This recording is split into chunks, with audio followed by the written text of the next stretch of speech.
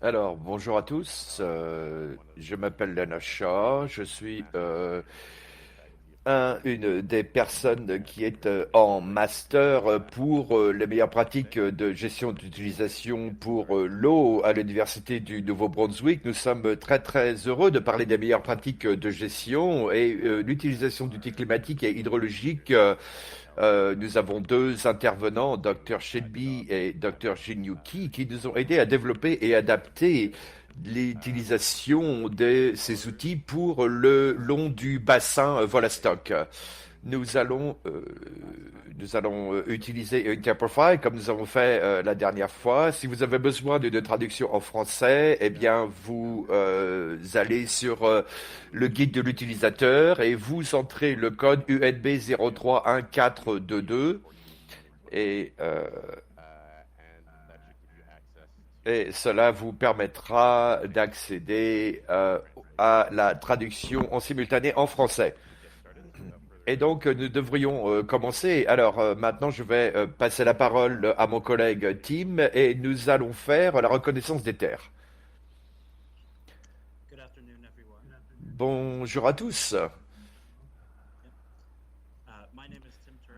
Alors, je m'appelle Tim Sheriff, je suis un des hôtes pour ce webinaire d'aujourd'hui. Nous voudrions reconnaître que l'Université du Nouveau-Brunswick se trouve sur les terres non cédées et non restituées du Volestokik. Ce territoire est couvert par les traités de paix et d'amitié que les Velastotiques ont signés pour la première fois avec la couronne britannique en 1725. Ces traités ne portaient pas sur la cession des terres et des ressources, mais reconnaissaient en fait le titre de la population volostique et établissaient des règles de ce qui était une relation permanente entre les nations.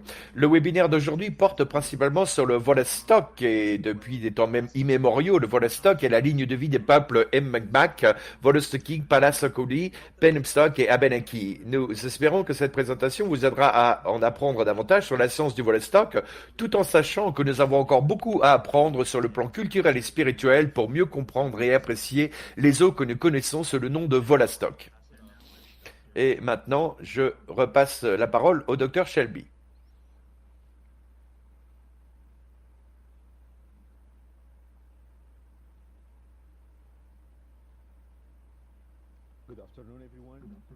Oui, bonjour à tous.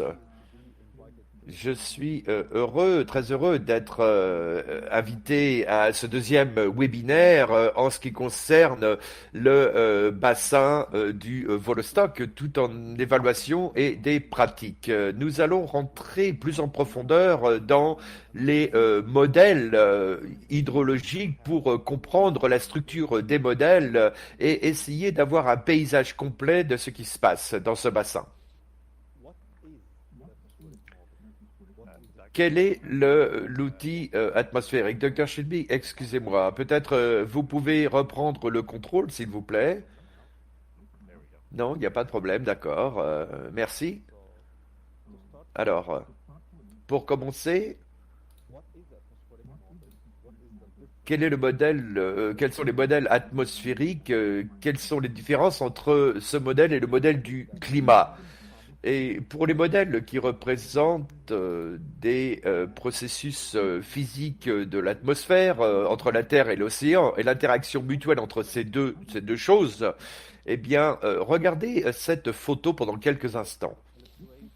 Cette photo vous montre les constructions de ce qui se passe dans les systèmes atmosphériques qui ont de l'énergie solaire avec les nuages, le deuxième système, la surface terrestre, la neige, la glace, les forêts, les lacs, etc. Le deuxième plus grand système, c'est l'océan qui contient des vents de surface, des courants et la salinité et les températures de l'océan. Et ces composants sont vraiment les piliers du modèle atmosphérique qui sont directs ou indirects. Et cela nous montre par exemple que pour le bassin de Vostok et au niveau mondial, qui peut se manifester par exemple dans ce premier cycle, si vous voulez avoir peut-être regarder de plus près des actions complexes, examinons un petit peu les caractéristiques de l'atmosphérique. Alors, combien de temps le carbone reste dans l'atmosphère? Pourquoi avons-nous une baisse de l'ozone plutôt que ce soit dans le sud ou plus dans le nord? Eh bien, il y a des components chimiques, que ce soit les aérosols, que ce soit naturel ou de l'activité humaine, industrielle, ou que ça se forme naturellement, que ce soit de par les animaux, que ce soit avec les feux de forêt, ou que ce soit donc avec d'autres composants. Donc vous avez les composantes chimiques qui sont là. Toute cette soupe chimique peuvent interagir dans l'atmosphère en millisecondes ou pendant des siècles. Le carbone peut rester dans l'atmosphère pendant plus de 100 ans et ça peut remonter en une semaine et ça peut rester comme ça et qui va donc enlever cette protection contre les ultraviolets. Comment pouvons-nous nous occuper de cela? Avec les modèles atmosphériques,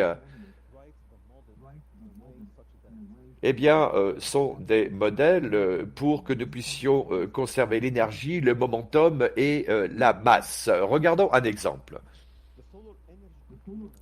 Alors, l'énergie solaire, la composante de l'énergie solaire, ça commence toujours là avec un des piliers de ces modèles atmosphériques.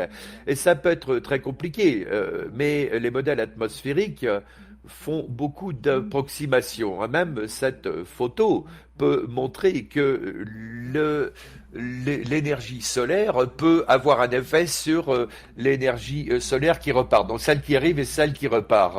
Et vous avez donc à peu près 140 watts par mètre carré, et ce qui en ressort, la sortie, c'est 341 watts par mètre carré. Donc ça c'est donc ce qui arrive et ce qui repart, donc ce qui est réfléchi par les effets terrestres. Alors, quelles sont les approximations avec cette photo? Qu'en pensez-vous? La plupart des entrées arrivent en vagues très courtes, hein, en ondes très courtes. Ça, c'est une approximation où nous ne prenons pas en considération les ultraviolets. La différenciation que nous voyons ici avec les effets de gaz à effet de serre, eh bien, sont absorbés à différents taux, ce qui est considéré comme étant une fréquence. Et ce type d'approximations sont considérées pour des modèles atmosphériques.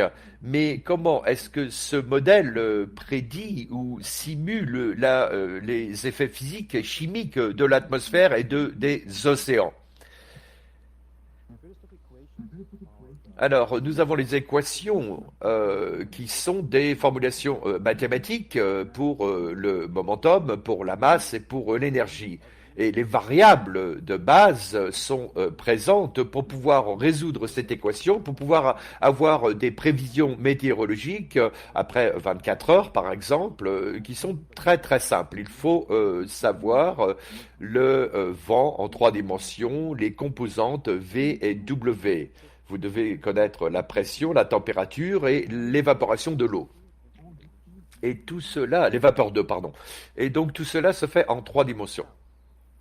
Alors, vous devez savoir ce que sont ces composantes maintenant pour pouvoir faire une prévision sur 24 heures.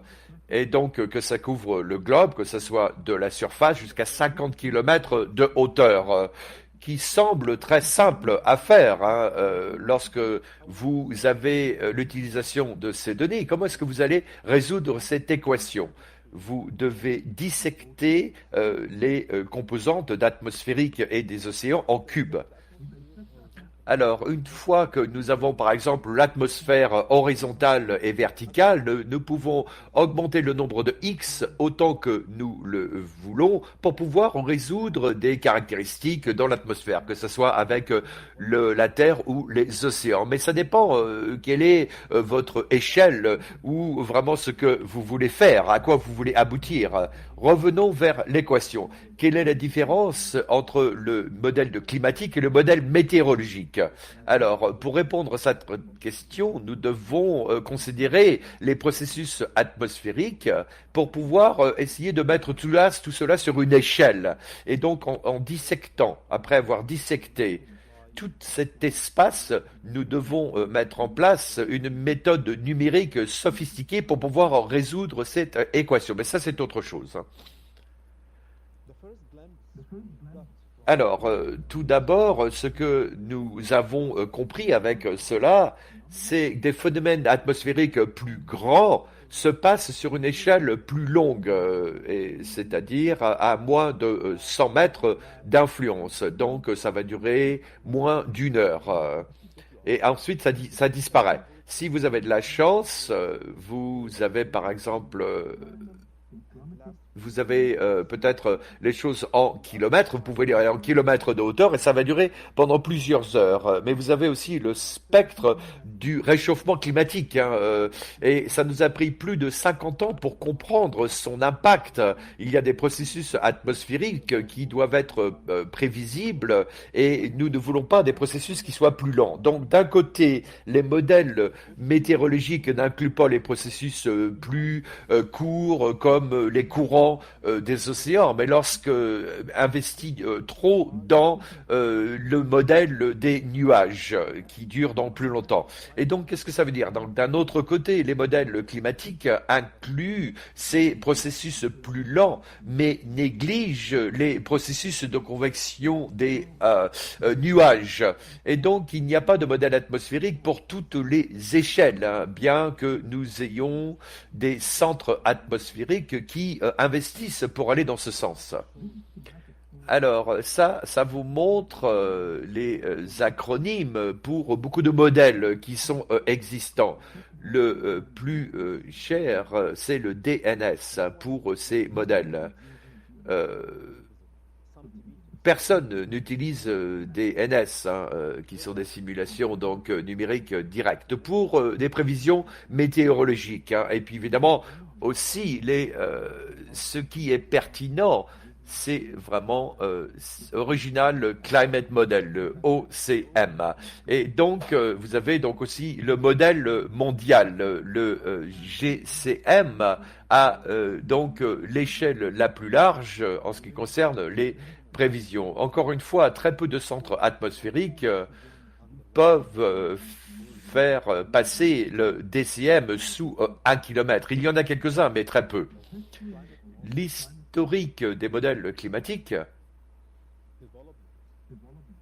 et de leur développement montre le développement de la compréhension des systèmes terrestres et comment les systèmes atmosphériques se réunissent et comment nous pouvons comprendre tous ces systèmes. Vous pouvez voir décennie après décennie les différentes composantes de ce système et essayer de les séparer. Et maintenant, nous avons un modèle très complexe que nous appelons ça le système terrestre. Nous n'appelons pas ça les modèles océaniques et qui deviennent des modèles donc de systèmes atmosphériques.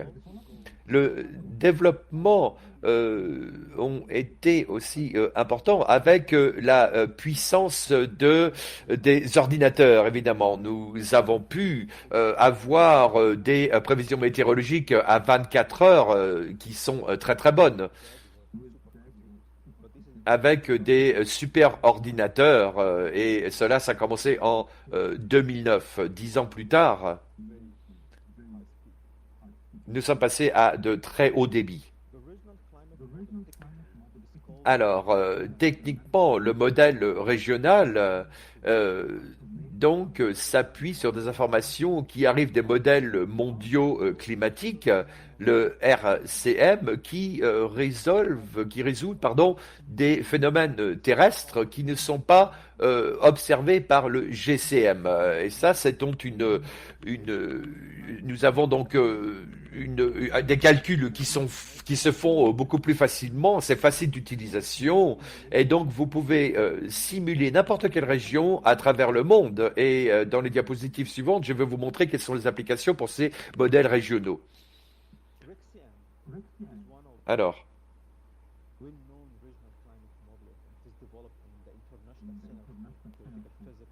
avec le Centre international pour les prévisions météorologiques, donc RCM peut vous montrer l'endroit, la résolution, l'extension des différents domaines. Et cette simulation est à une résolution de 50 km. Vous pouvez voir la température de surface des grands lacs qui est plus basse que les températures terrestres. Vous ne pouvez pas le voir avec des modèles climatiques mondiaux à résolution basse. Et donc vous avez les schémas de précipitation à travers le nord, Amérique du Nord. Ici, vous avez une simulation qui vous montre les effets pour des montagnes, par exemple, qui produisent des précipitations. Regardez dans l'ouest du Canada, par exemple, dont les montagnes produisent des pluies. Mais vraiment, il ne faut pas confondre cela avec des schémas qui soient très localisés, hein, des choses qui se passent beaucoup plus précisément au niveau local. Alors, lorsque nous revenons au Nouveau-Brunswick, vous avez cette résolution ici qui vous montre comment le modèle capture le nord du Nouveau-Brunswick où les températures sont différentes. Et lorsque vous considérez peut-être de plus près, vous verrez les différences de température entre les grands lacs et les zones terrestres pendant la journée. À droite, vous avez donc les précipitations de modèle et les différentes précipitations dans un mois. Vous ne pouvez pas aligner cela avec les montagnes. Si vous comparez cette simulation avec les modèles globaux canadiens, eh bien, vous voyez l'importance des modèles régionaux en ce qui concerne les températures de surface. Alors, non seulement nous pouvons simuler quelles sont les températures, mais aussi les aérosols et les gaz. En décembre 2019, eh bien, il y a eu des accidents qui ont eu lieu. Et donc, il y a un feu qui a duré pendant plusieurs heures et la simulation montre des caractéristiques intéressantes, comme par exemple la fumée qui est arrivée à Terre-Neuve, mais aussi la Nouvelle-Écosse, pardon. Et donc, vous voyez quels étaient les changements ici au niveau de la fumée. Et ça, c'est vraiment important au niveau de la pollution de l'air pour le comité de pollution. Il y a évidemment une espèce de kit de pollution et d'aspects chimiques, comme par exemple l'ozone à la surface, du sulfate, des oxydes nitriques, des carbones, monoxyde de carbone. Et donc, vous voyez ces simulations sur une échelle plus grande. Et en ce qui concerne l'échelle peut-être continentale, et vous voyez la simulation au niveau continental, eh bien, utilise une résolution à 50 km pour l'Afrique, et vous voyez ici la fumée vous voyez, il y a des feux de forêts tropicaux dans les forêts tropicales en Afrique. Et puis finalement, nous arrivons donc aux simulations de systèmes. Et donc ça a été mis en place au niveau des simulations pour le 21e siècle en ce qui concerne les précipitations.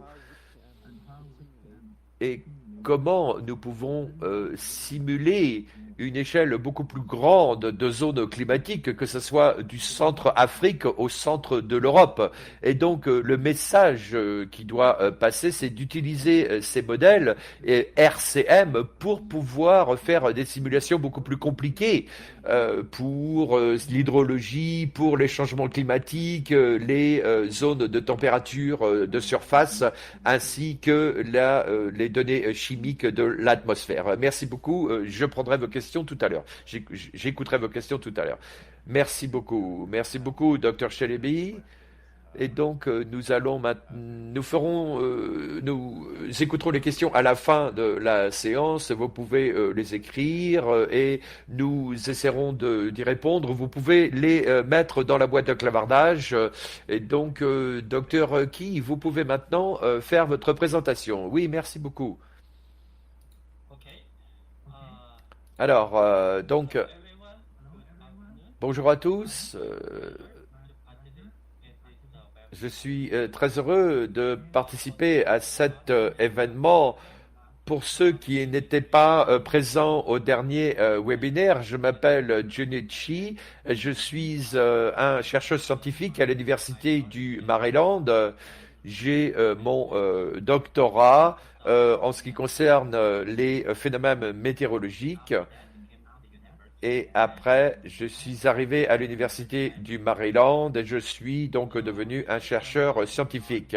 Aujourd'hui, je vais vous parler de l'utilisation des outils hydrologiques pour guider les pratiques de gestion optimale dans le bassin supérieur de la rivière Saint-Jean. Et donc, nous allons aussi parler de comment nous pouvons développer différents outils avec des expériences et des simulations de modèles. Alors, le titre de cette présentation, c'est l'utilisation d'outils hydrologiques pour guider les pratiques de gestion optimale dans le bassin supérieur de la rivière Saint-Jean.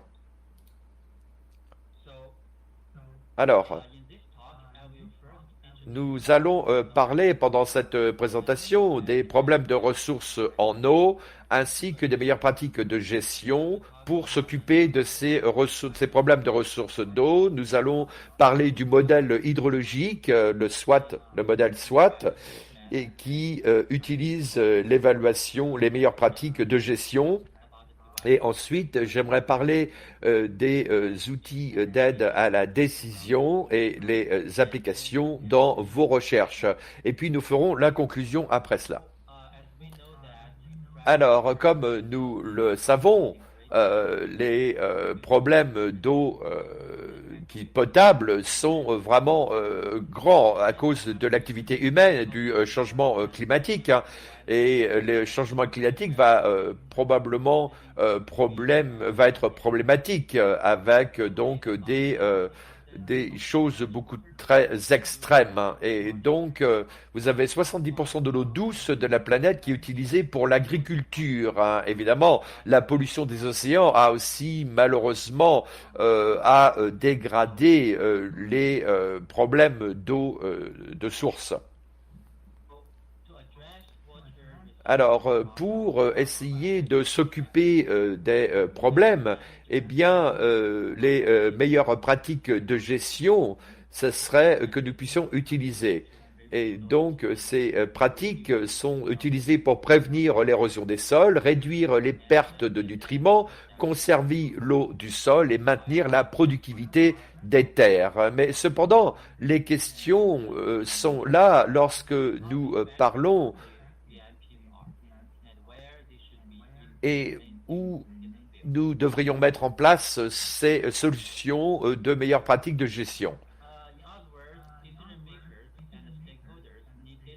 Et donc, nous avons les différents acteurs et comment nous pouvons évaluer leurs effets. Alors, une façon d'être proactif pour faire des expériences sur le terrain, eh bien, ce serait l'évaluation de l'utilisation des sols et des impacts du changement climatique. Mais nous ne pouvons uniquement faire ces expériences sur le terrain parce que quelquefois c'est assez dispendieux, hein, malheureusement. Aussi, un autre problème,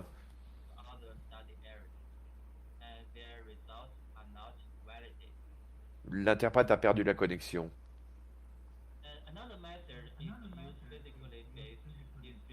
Alors, une autre façon de le faire, c'est d'utiliser les modèles hydrologiques. Et donc, nous pouvons utiliser cela de plusieurs façons. Les avantages d'utiliser ces modèles sont évidents. Vous pouvez faire des expériences sur le terrain, vous pouvez essayer de trouver quelles sont et faire des prévisions futures. Et donc, nous pouvons essayer de continuer sur ce modèle. Ici, je vais vous montrer les modèles hydrologiques les plus prévalents. Ils ont été fournis par le service de recherche d'agriculture. Ils font une évaluation de la quantité et de la qualité. Le modèle est utilisé pour évaluer l'effet du changement climatique sur les terres.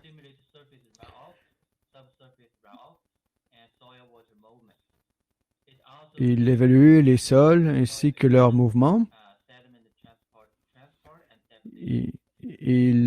C'est un outil d'évaluation des eaux développé par la USDA. Il fait une simulation de la qualité et la quantité d'eau, l'évaluation des impacts des PGB, l'utilisation des sols. Il utilise un processus d'hydrologie, d'eau verte et eau bleue, de biophysique et de biochimie. Il évalue une croissance des cultures, des cycles des NPC. Il évalue aussi les activités humaines.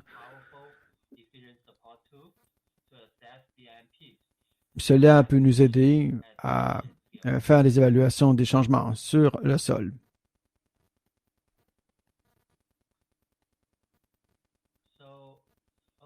Donc, oui, c'est pas ma diapo la plus mise à jour ici. Attendez un petit instant. Donc, pour créer un projet SWOT, nous devons créer une interface.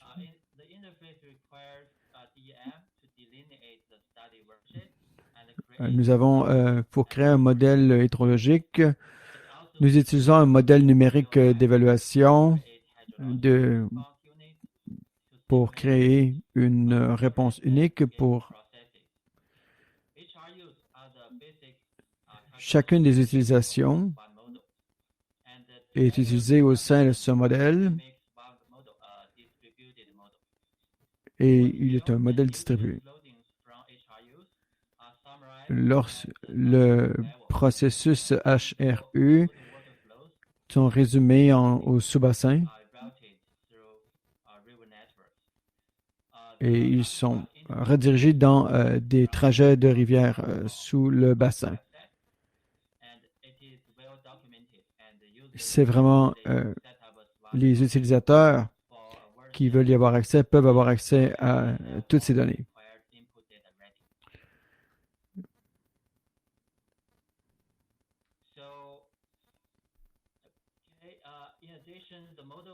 De plus,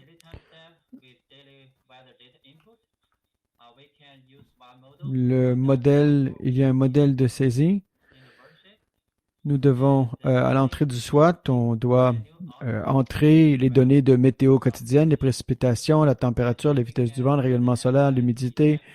Nous avons besoin des cartes, de l'utilisation des sols, les sols. On doit faire la gestion de la plantation, des récoltes, du pâturage, et ensuite il a sorti pour créer un journalier mensuel ou annuel. Donc maintenant, parlons des applications dans le Haut-Saint-Jean au Nouveau-Brunswick. Nous avons ici, ils sont situés dans la partie nord-est. C'est dans le côté nord-est du Mississippi.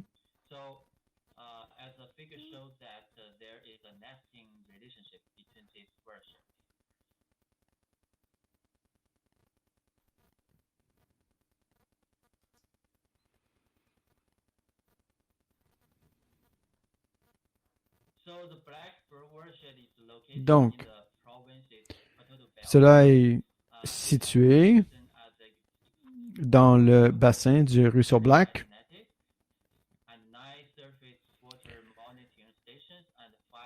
Il y a, il y a 5 stations météorologiques. Ils font le suivi des précipitations.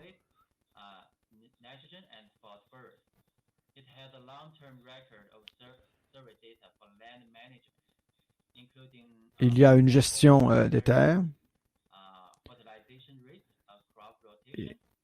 Il y a une rotation des terres. Il y a aussi son implémentation. Il y a le FTT.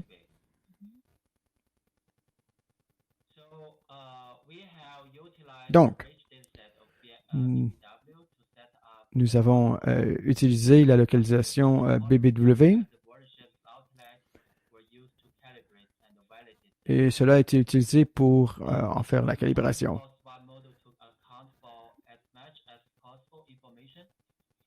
Il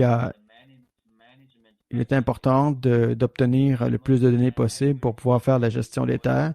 Comme ça, le modèle pourra être plus précis et évaluer les effets des BMP. Nous avons fait un algorithme pour pouvoir faire l'analyse des données dans le modèle SWAT. Le résultat est le suivant. Ce modèle peut représenter, il démontre les changements et il peut vous donner d'autres façons de faire la gestion. Les deux graphiques ici, on peut observer les différents changements.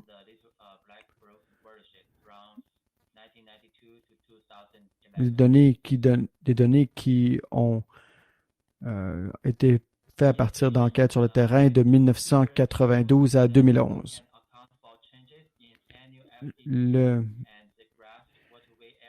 La comparaison de la distribution FDT est enregistrée et modélisée par le SWAT dans le BBW pour 1992, 1995, 2004, 2011 respectivement. Donc, en d'autres termes, le modèle peut simuler les changements. Donc, ce résultat montre l'utilité du modèle SWAT ainsi que son utilité. Le tableau ici montre les valeurs des paramètres ajustés pour le travail du sol, le FDT, et les cours d'eau en baie dans le SWAT.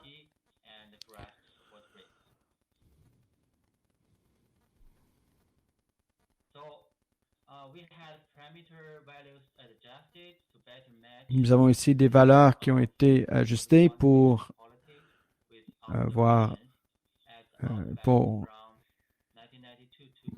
si ces données concordent avec les observations. À droite, on peut voir les variations.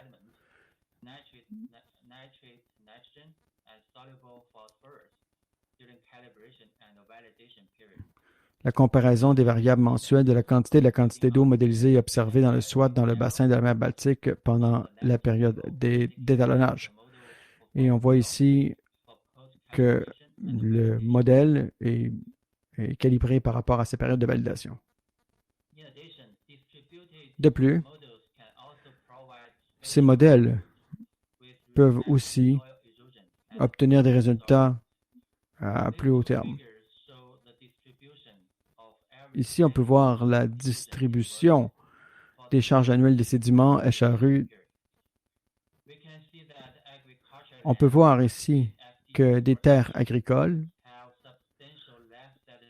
qui ont une protection ont un rendement supérieur. Le résultat montre que nous sommes capables de faire une évaluation de ce qui se trouve dans ces terres. Donc, maintenant, nous savons que les modèles physiques ne sont pas parfaits. Ils ont leurs propres problèmes, particulièrement pour les agences réglementaires.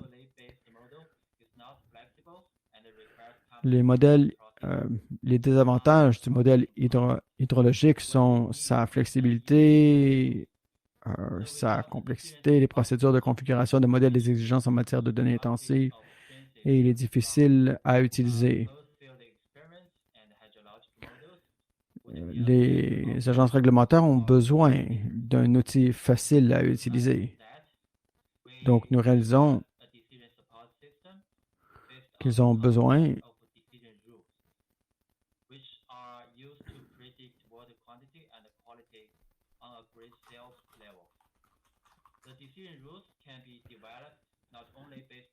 cela peut être utilisé non seulement grâce au résultat de l'expérience des simulations de modèles, mais aussi grâce à des connaissances spécialisées.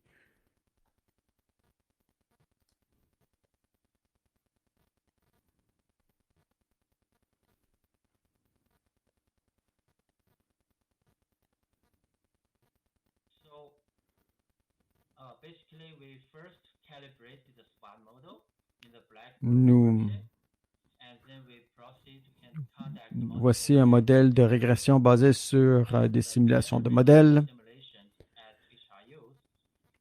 Donc, on passe de simulation de modèles et grâce à l'RTS, nous sommes capables de faire une évaluation à de grands territoires pour faire une simulation beaucoup plus grande.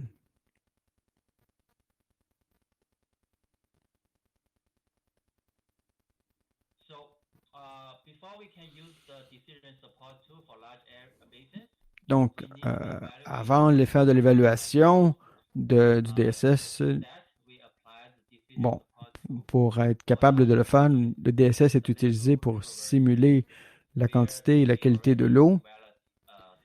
Et nous avons déjà développé un modèle.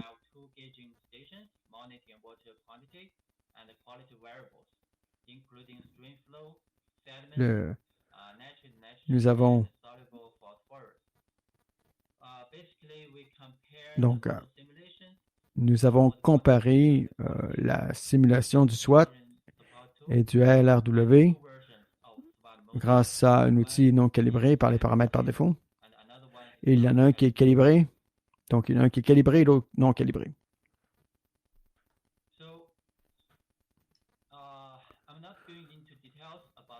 Donc, je n'irai pas en détail ici,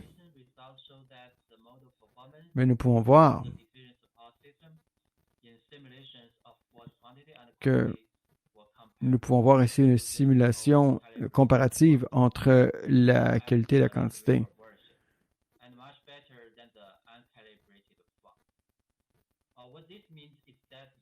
Ce que cela veut dire,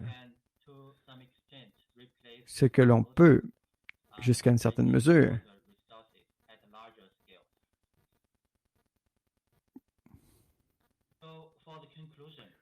donc, en termes de conclusion, aujourd'hui, je vous ai présenté le modèle SWOT.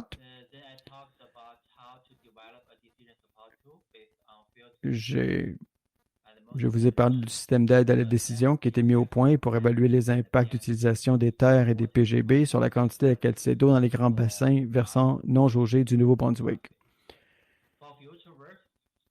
Pour l'avenir, nous allons continuer à combiner cela avec d'autres règles de la décision, d'autres BMP comme des cultures de couverture, de drainage par des tuyaux et des zones tampons pourraient être incluses dans l'outil d'aide à la décision. Donc voilà ce que je voulais vous dire aujourd'hui. Je vous remercie de m'avoir écouté.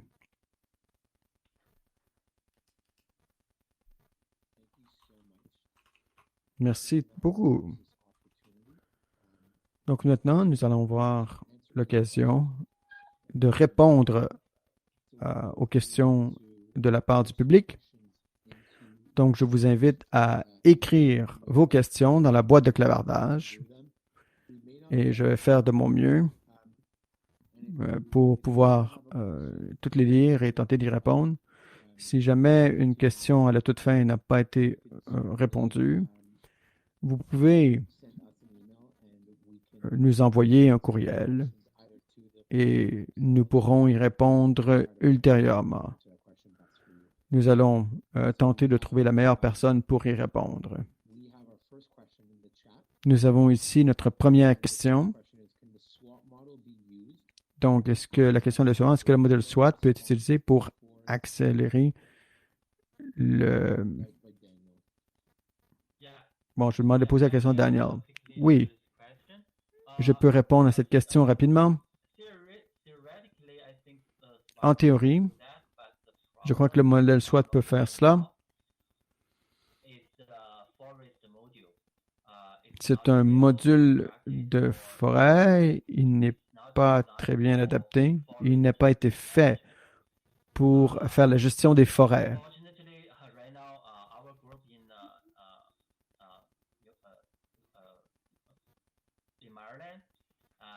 Au Maryland, nous avons développé un nouveau modèle. Cela est basé sur le 3PG. Il est très connu. On peut développer un nouvel algorithme dans le SWOT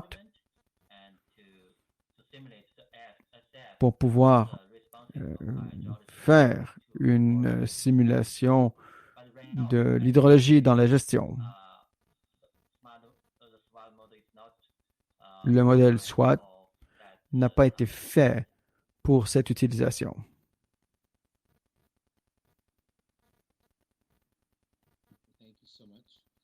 Merci beaucoup.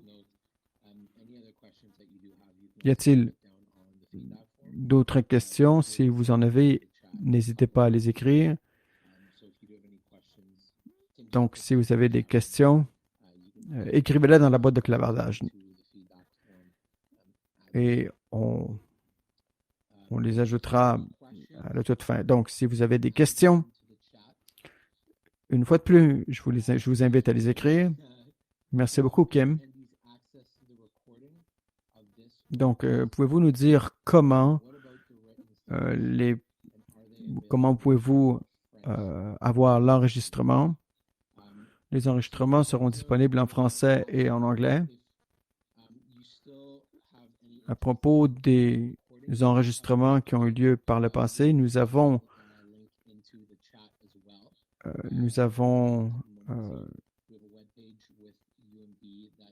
il y a un site web où vous pouvez y avoir accès. Vous pouvez avoir accès sur le canal de YouTube.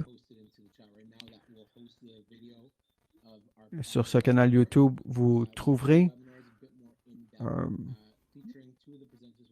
l'enregistrement des séances passées. Ensuite, nous avons aussi d'autres vidéos sur notre chaîne YouTube. Donc, vous pouvez avoir accès à cette information en cliquant sur le lien qui se trouve dans la boîte de clavardage. Une fois que le webinaire ici sera complété, nous avons des services d'interprétation qui travaillent sur la vidéo.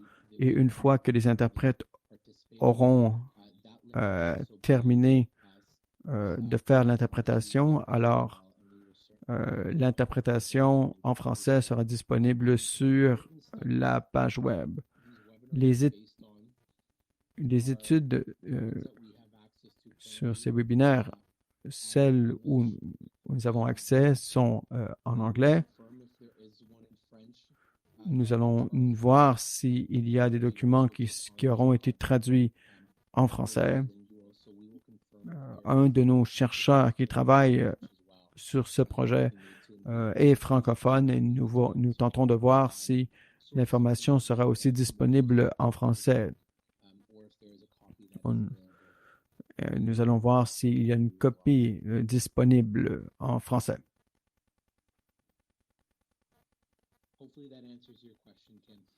J'espère que ça répond à votre question, Kim.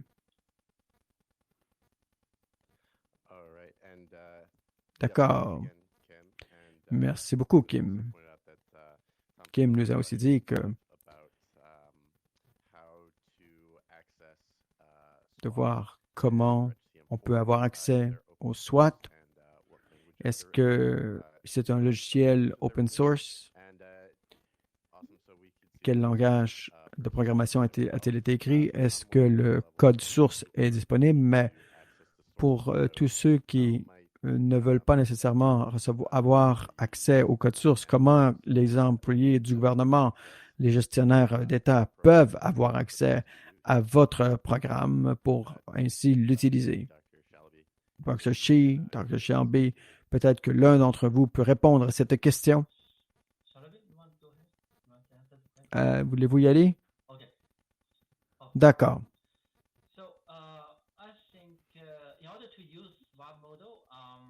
Si vous voulez utiliser le modèle, vous avez besoin du code source.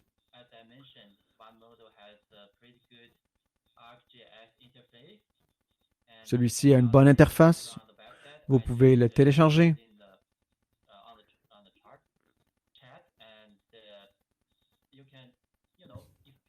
Vous pouvez, même si vous n'êtes pas familier avec le modèle, vous pouvez tout de même le télécharger. Et si vous avez un modèle de circulation générale, vous pouvez avoir utilisé ce matériel supplémentaire. Vous pouvez le télécharger, vous pouvez y avoir accès. Vous pouvez voir de quoi il y a l'air. Ce n'est pas très difficile à utiliser. Mais vous pouvez faire des simulations de la gestion des terres. Il a été bien construit.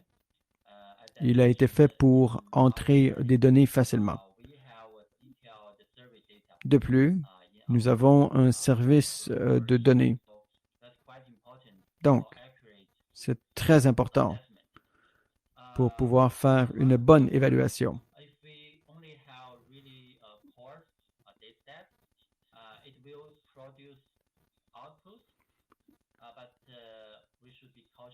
Donc, il faut toutefois faire attention aux résultats.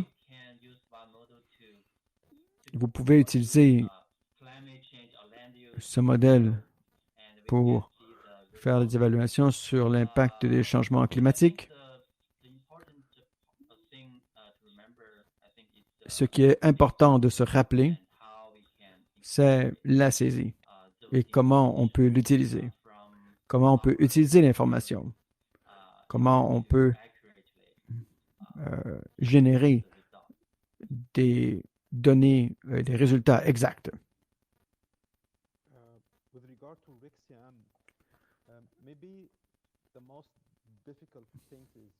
Ce qui est le plus difficile, c'est de travailler dans un environnement Linux ou Unix. Donc, si jamais il y a un scientifique ou un étudiant n'est pas familier avec ce système d'opération, il pourrait trouver cela difficile à utiliser. Donc, pour pouvoir utiliser ce modèle en Linux, vous devez connaître des commandes et les documents que vous trouverez peuvent vous aider à générer un premier exemple. Toutefois, la plupart des modèles atmosphériques ont les mêmes problèmes.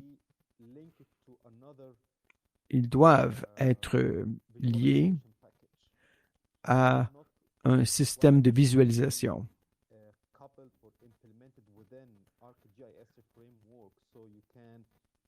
Donc, vous pouvez créer votre analyse, générer des cartes, faire des simulations, tout dans le même modèle. Donc, il est facile de créer des résultats de recherche assez facilement. Toutefois, pour des modèles climatiques, la plupart des modèles climatiques les, ils sont séparés des modèles de visualisation. Donc, vous devez être familier avec les deux. Vous pouvez utiliser le langage Python pour créer des graphiques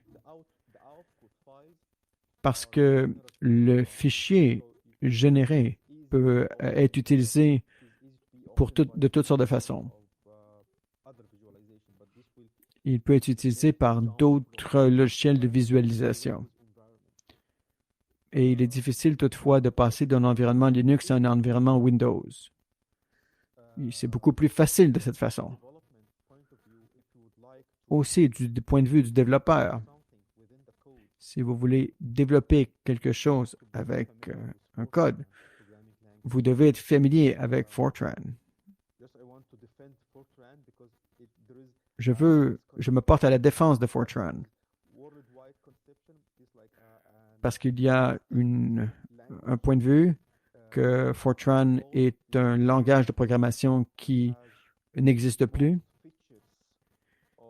mais c'est faux. Il a eu des mises à jour. Le problème, cependant, c'est que les modèles ont été écrits dans des langages de programmation qui sont anciens. Mais nous devons être capables d'utiliser donc la nouvelle version de Fortran et les anciens codes ont maintenant été transférés dans cette nouvelle architecture. Mais ce langage de programmation est puissant. Il se compare à C++ de diverses façons. Donc, une fois de plus, la documentation de RIXM peut vous aider et vous accompagnera étape par étape pour créer vos premières simulations. Il y a aussi RexImNet. C'est une façon de pouvoir être utilisée par les chercheurs. Merci. Oui, merci beaucoup. Alors, nous avons une autre question.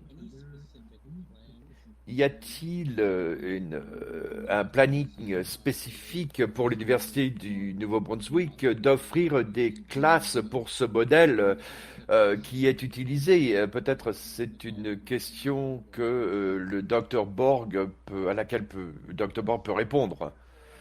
Oui, merci pour ces présentations. J'étais très heureux de les voir, surtout la présentation de la première présentation. Vous nous avez vraiment donné des antécédents. Et oui, nous avons considéré cette opportunité avec ce projet sur lequel nous travaillons en ce qui concerne le bassin Wollstock, eh bien, c'est une opportunité pour nous, pour nos étudiants à UNB.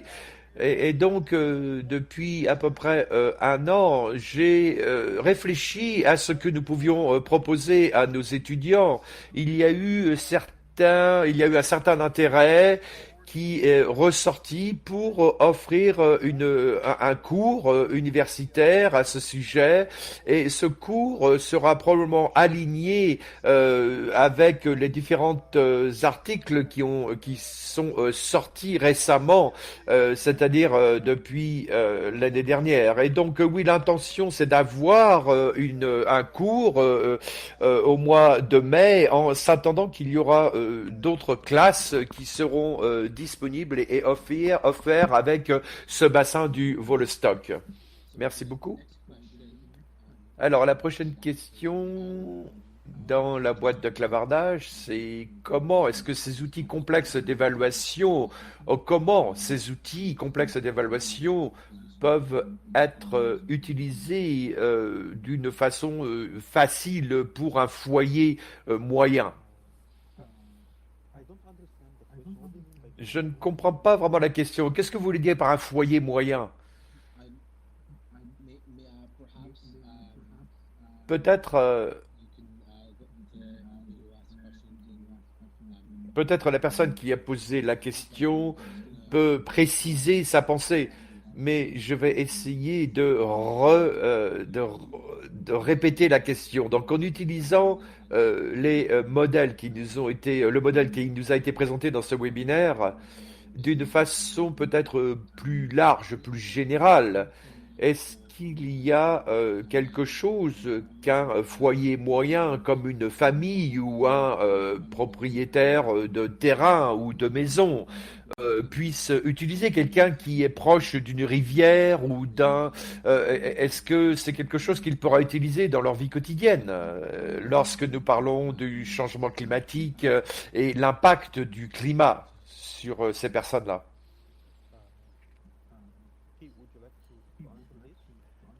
Peut-être vous voudriez répondre, Dr. Shi. Oui, je pense que nous avons parlé du système, en effet.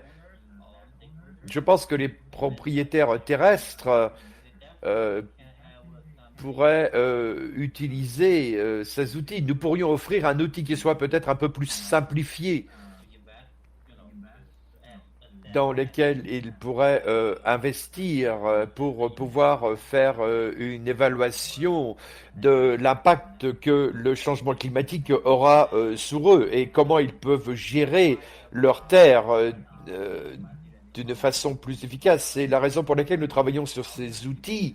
Et la raison, c'est pour aider les gens à utiliser une façon plus simple et pouvoir comprendre comment ils peuvent peut-être essayer de faire quelque chose sur les effets qu'a le changement climatique sur leur terre. Nous essayons d'utiliser l'apprentissage machine avec ce modèle pour essayer de simplifier la physique plutôt complexe. Et nous voulons peut-être sélectionner certaines variables et ensuite avoir des modèles d'apprentissage machine qui soient disponibles et qui puissent arriver à des résultats. Et avec ces outils, nous pouvons peut-être intercroiser ces outils avec d'autres outils qui sont à notre disposition. Donc, nous pouvons en effet proposer ces outils pour peut-être des géologistes ou peut-être aussi des scientifiques qui leur permettront de pouvoir manipuler ces données et de pouvoir voir quels sont les résultats. Et ça, c'est l'objectif de notre étude. Et j'espère que nous pouvons y arriver. Et c'est ce que nous faisons en ce moment. Et nous avons des résultats préliminaires jusqu'à présent. Mais nous allons continuer d'incorporer plus de résultats. Et non seulement pour les non seulement pour les chercheurs, mais aussi pour essayer d'examiner les résultats au niveau des climats et pouvoir identifier toutes ces variables afin de les mettre dans un domaine intermédiaire et pouvoir établir des relations qui peuvent être testées pour qu'elles soient fiables et nous pouvons utiliser ces résultats pour faire une estimation et ainsi créer des outils. Merci, Dr. Shi. Je veux juste rajouter que nous sommes en train de développer une vidéo pour les points forts essentiels, donc pour que ces processus soient accessibles à beaucoup de gens et pour que ces systèmes et ces caractéristiques soient disponibles. Donc ça va être quelque chose d'un peu plus large et pour que tout le monde puisse comprendre l'importance de cette science. Et donc ça deviendra beaucoup plus clair comment ça peut être utilisé par des foyers, des familles moyennes. Une fois que nous avons publié cette vidéo, qui sera publiée dans les semaines à venir sur notre site internet. Et nous avons aussi avoir un autre webinaire le 8 avril où nous pourrons parler de ces points forts essentiels. Et donc nous voulons que la science soit beaucoup plus accessible pour ne pas avoir un master en géologie et pour comprendre cela. Et ça, c'est quelque chose sur lequel nous travaillons depuis, qui va sortir dans les semaines à venir. Et donc, ce sera non seulement en anglais, et nous avons aussi un sommaire qui sera disponible en anglais et en français.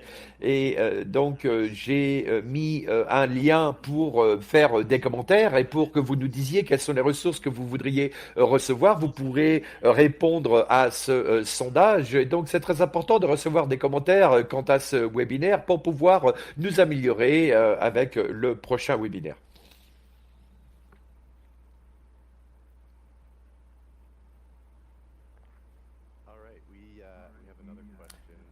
Alors, nous avons une autre question de la part du docteur Charles Brooke, qui est aussi impliqué dans cette recherche. Docteur Chalabi, est-ce que vous pouvez nous décrire le processus de RCM, surtout dans le contexte du Woodstock et sur le haut bassin, et l'importance que ça peut apporter à cette étude? Oui, merci. Peut-être je peux résumer la dernière étude que nous avons faite pour le haut bassin de Vostok et l'impact et l'impact de ce qui se passe dans le haut bassin du Vostok. Nous créons, nous conceptualisons un modèle pour examiner les différences entre les fuites de surface, les écoulements qui se produisent avec le haut bassin. Et donc, nous devons avoir deux études séparées qui peuvent être contrôlées avec un environnement impeccable qui soit au bassin du Vostok et un autre modèle, une autre étude qui peut montrer l'accumulation dans le haut bassin et voir quel serait l'impact de l'écoulement de surface au bassin. Et nous avons constaté que,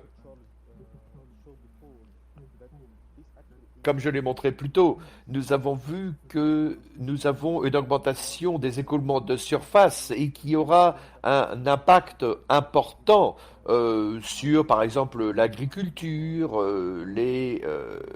sur les familles, sur les communautés qui vivent à côté de la rivière, qui va augmenter le risque des inondations de printemps du Vostok. Et donc, l'outil RIXM a pu nous donner l'opportunité de changer la couverture végétale parce que nous avons évidemment un modèle mixte qui prend en considération les surfaces terrestres, les effets de l'atmosphère, et donc nous présentons tous les effets physiques. Et ça, c'était une des applications. La deuxième application, ce que nous avons en ce moment, c'est de créer une projection sur 100 ans pour le climat. En ce qui concerne les différents taux d'émission, que ce soit extrême au plus bas, pour voir et pour examiner l'avenir du climat sur 100 ans dans cette région, voire même au Canada au XXIe siècle.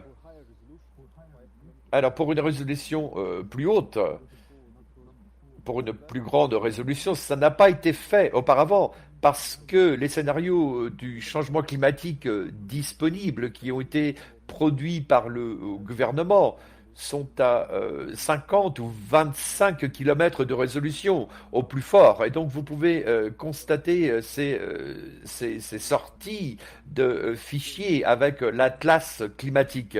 Mais encore une fois, comme nous l'avons démontré pendant ce webinaire, la résolution plus haute est essentielle pour essayer de résoudre les choses au niveau de la surface, que ce soit les lacs, les terres, la topographie, et comment il y aura un effet sur les plus petites communautés qui vivent le long de la rivière. Donc ça, ce sera une des applications. Et donc, les variables principales en général qui sortent de RICM dépendent de l'échelle que vous utilisez, hein. Si vous êtes juste en hydrologie, vous êtes juste intéressé par les écoulements de surface qui seront évidemment liés avec les précipitations, avec les tombées de neige. Mais vous pouvez aussi mettre la variable de la pollution de l'air, l'ozone de surface, les aérosols, le carbone noir, comme par exemple les feux de forêt ou d'autres aérosols ou des aérosols de salles de mer, et comment cela peut avoir un effet d'autres processus physiques comme la formation de nuages ou peut-être des effets sur la santé des personnes. Et donc, vous pouvez utiliser RIX et M pour peut-être des applications marines ou voire même des applications qui sont liées aux pêcheries. Et donc, tout cela, c'est lié à peut-être à la vie marine, comme le saumon ou d'autres d'autres types d'animaux marins. Et donc, voilà ce que je voulais dire en ce qui concerne l'application du RIX CM qui peut être utilisé dans plusieurs disciplines, pas nécessairement juste atmosphérique ou hydrologique.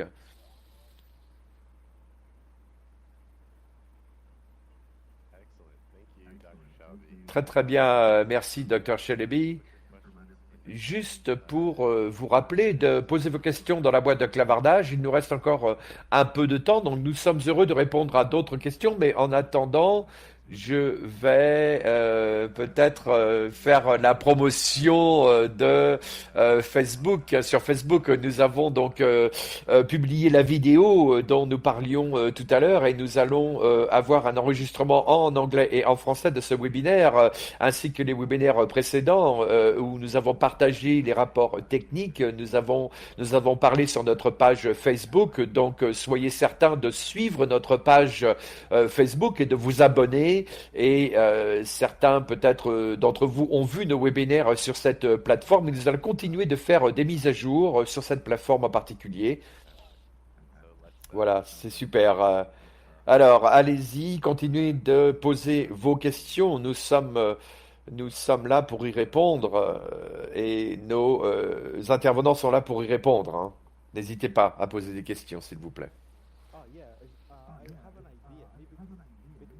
Oui, peut-être j'ai une idée en ce qui concerne le système de XCM pour les communautés locales. Vous avez les agriculteurs qui utilisent leur propre station météorologique. En ce qui concerne les stations météorologiques, eh bien, nous pouvons peut-être leur donner peut-être ils peuvent peut-être essayer de nouvelles pratiques. Donc, ce qui s'est passé dans les dernières 6 heures au niveau de la température, au niveau de l'humidité, et ils peuvent faire leurs propres expériences pour essayer de prédire le temps à venir et de pouvoir vraiment compter sur cette expérience, peut-être sur 20 ou 30 ans. Mais nous pouvons utiliser cet outil de XRM ou numérique pour faire des prévisions météorologiques, pour vraiment ce que nous appelons des simulations de données. Et donc ces stations météo qui dépendent d'autres d'autres modèles qui ont été qui ont été rendus disponibles au niveau du service public, eh bien, cela ne prend pas en compte ces autres stations qui sont éparpillées. euh, euh, Peut-être au niveau de l'eau ou du terrain. Le service public compte les stations météo qui sont officielles et qui sont mélangées à des données plus générales. Et donc l'agriculteur peut utiliser RIXM et utiliser les observations courantes dans les dernières 24 heures ou les dernières 20 heures pour recalculer les prévisions météorologiques ou voir utiliser le modèle en lui-même. Et ça lui donnera une meilleure prévision pour savoir quelles sont les conditions météorologiques à venir. Et si il ou elle incorpore d'autres stations météo qui sont proches de lui ou d'elle, eh bien, ces autres stations météo auraient plus de précision pour ces prévisions et ça pourrait vraiment beaucoup les aider. Parce que je sais que, par exemple, dans le Nouveau-Brunswick, à cause de la topographie, qui a beaucoup de pentes, et donc nous avons des différences à 5 km où la température et la pression atmosphérique pourraient changer d'une façon importante, 3 degrés de différence en température sur une surface sur une distance de 3 km, alors qu'il pourrait donc y avoir des précipitations à 3 km alors qu'il n'y en a pas ailleurs. Et donc avoir ce paysage plutôt localisé pourrait être incorporé et pourrait être prédit dans le cadre de travail en utilisant RIXCM et pour avoir des stations météo qui sont plus localisées.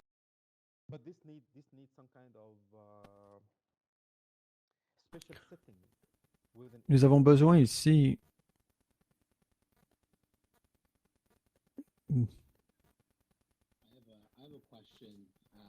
J'ai une question.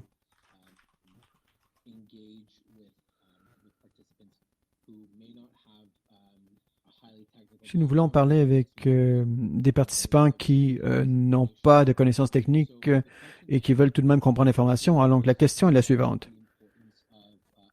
Pouvez-vous simplement parler de l'importance des processus en aval pour voir quelle est l'influence en amont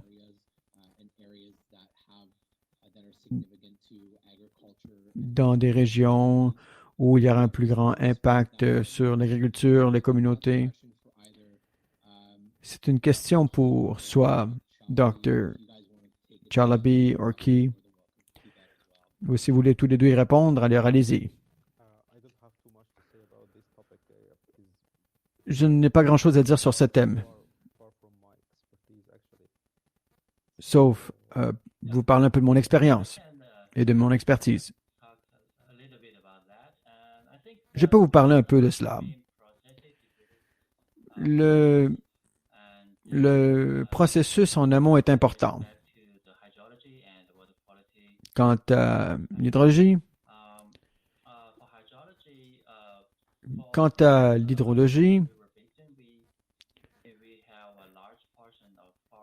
nous avons de grandes forêts. Nous en faisons la gestion et nous évaluons l'impact des changements climatiques. Et là, nous évaluons l'impact sur ces régions, sur la croissance. Nous faisons aussi une évaluation de la quantité ainsi que de la qualité.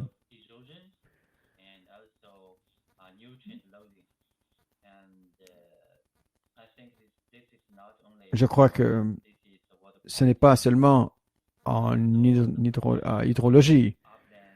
Donc, la protection des terres plus élevées est très importante. C'est pour cela que pour la plupart, nous avons fait une protection plus élevée.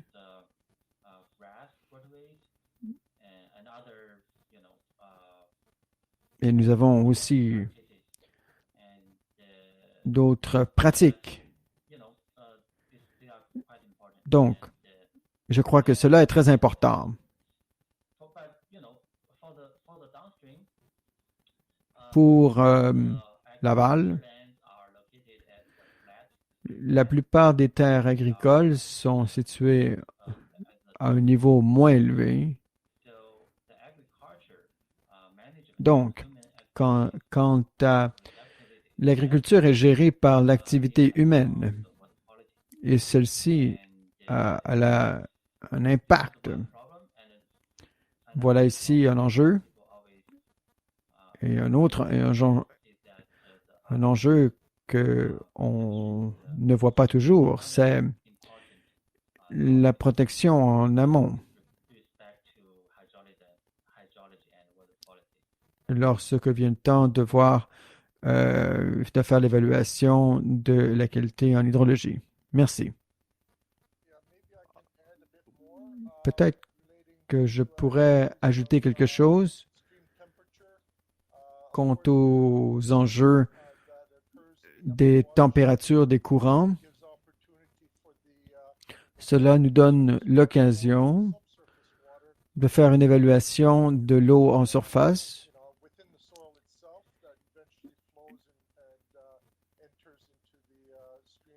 Et il y a aussi tout ce qui entre dans les systèmes des courants d'eau. Il y a quelques années, j'ai remarqué que le niveau de chaleur était proportionnel au niveau d'ouverture dans les entrées des courants d'eau. Donc, tout ce qui est réglementé à l'échelle des courants d'eau individuels a été pris en considération. Et pour cette variable en particulier, il y a un but qui est assez restreint parce que la chaleur se passe souvent en altitude, incluant dans les eaux qui se trouvent sous la surface. Et cela a un impact sur les températures plus élevées.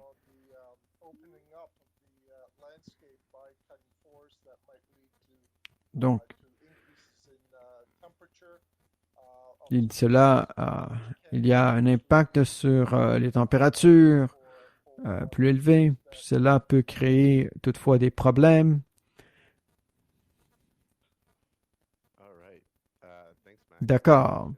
Merci, Max, pour votre question. Merci à nos participants d'y avoir répondu. Nous avons une question ici dans la même veine. Une question spécifique au Nouveau-Brunswick. On veut savoir s'il y a eu des trouvailles sur particulièrement dans les forêts qui sont protégées. Je sais que pour vous, docteur, c'est quelque chose que vous connaissez bien.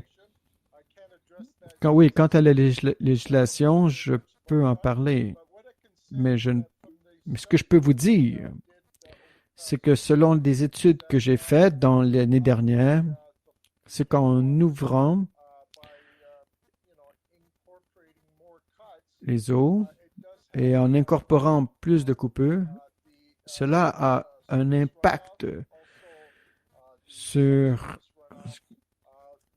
ce qui se passe en surface et en dessous et ce qui entre dans les courants. Ça se passe particulièrement au printemps.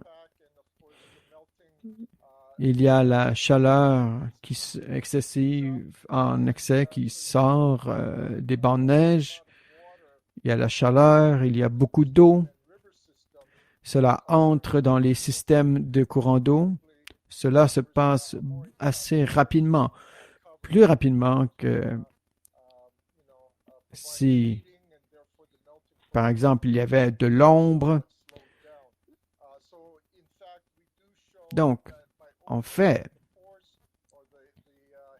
en ouvrant, en coupant des forêts, nous voyons ici un potentiel grandissant,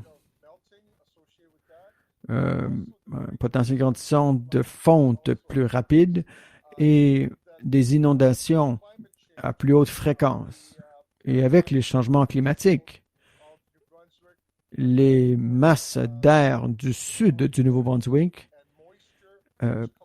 transportent avec eux de grandes quantités d'énergie, d'humidité, à cause de la production de fonte des neiges. Et cela se passe dans la partie nord. Et c'est pour cela qu'on trouve une plus grande quantité de neige à cause de l'humidité qui provient plus sud dans les Amériques. Donc, avec les études que nous avons faites, nous pouvons voir cela. Les choses changent de façon assez dramatique. Et quelques-uns de ces changements mènent à une accrue des eaux dans la région de Saint John. Donc, oui, il y a un impact des productions sur les courants d'eau, particulièrement au printemps.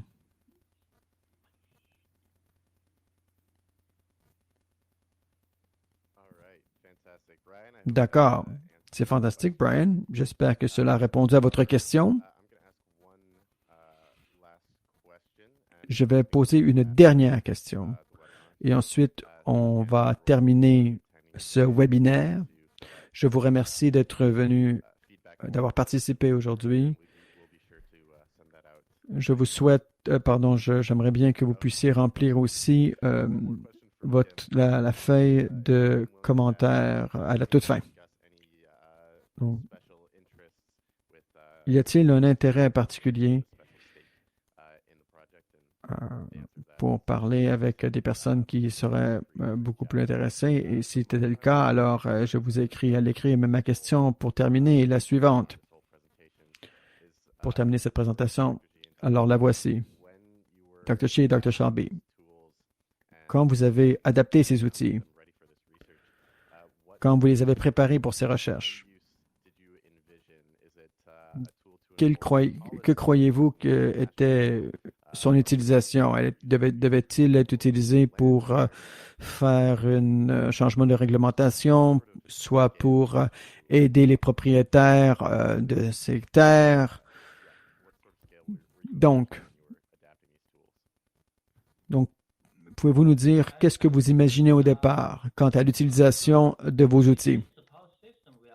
Donc, la décision au départ, c'était fait pour les agences réglementaires parce qu'ils ont des besoins. Ils ont besoin d'utiliser ces outils. Donc, ça doit être facile à utiliser. Ça doit être facile à utiliser. Avec quelques clics, on est capable de générer des résultats. Nous sommes capables de voir des résultats dans l'espace-temps. Et ce n'est pas limité aux agences réglementaires. Il y a aussi les géologistes ou d'autres intervenants qui peuvent utiliser ces outils. Cela peut être utilisé aussi à d'autres fins. parce que vous savez, nous, nous utilisons des règles, des concepts, nous utilisons une grille, nous avons un champ d'études, nous sommes capables d'amener les résultats. Il n'y a pas vraiment de limite quant à l'espace et de la façon dont cela peut être utilisé. Donc, les décideurs, les intervenants, les hydrologistes peuvent utiliser ces outils. Cela peut être utilisé de façon assez générale au sein de la communauté. Merci.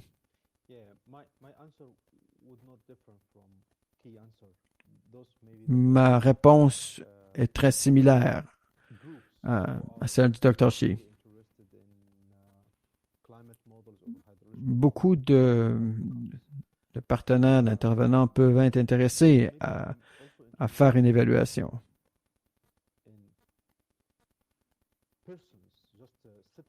Mais je suis aussi curieux de voir comment des citoyens ordinaires peuvent être intéressés pour pouvoir ainsi voir l'impact de l'atmosphère sur leur environnement et l'environnement de leurs voisins.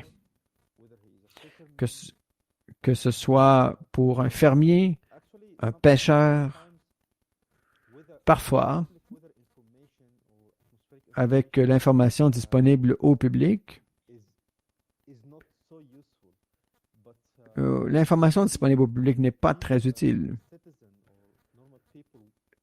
Les citoyens ordinaires devraient apprendre à lire des cartes. Voilà ici une difficulté.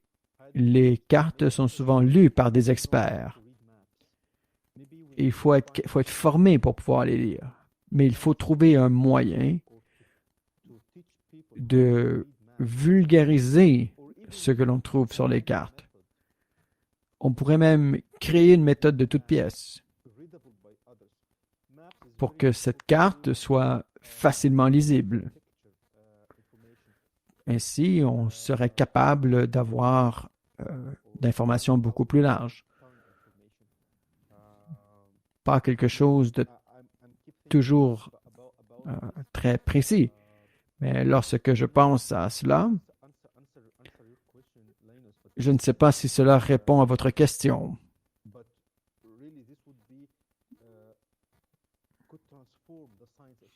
Mais ça pourrait transformer la science. Si nous sommes capables de voir, de comprendre cette information et on peut avoir un esprit critique, alors ça peut nous aider dans notre processus décisionnel. Excellent. Cela répond vraiment à ma question. Merci. Donc voilà, le temps s'écoule. Je vous remercie à vous pour vos présentations. J'ai hâte de voir à quoi vos recherches vont mener. J'aimerais remercier à tout le monde qui a participé ici. Je suis heureux de voir qu'il y a un intérêt grandissant pour ces recherches. Donc, je vous invite à participer à notre prochain webinaire. Cette vidéo sera diffusée ultérieurement. Je vous remercie. Au revoir.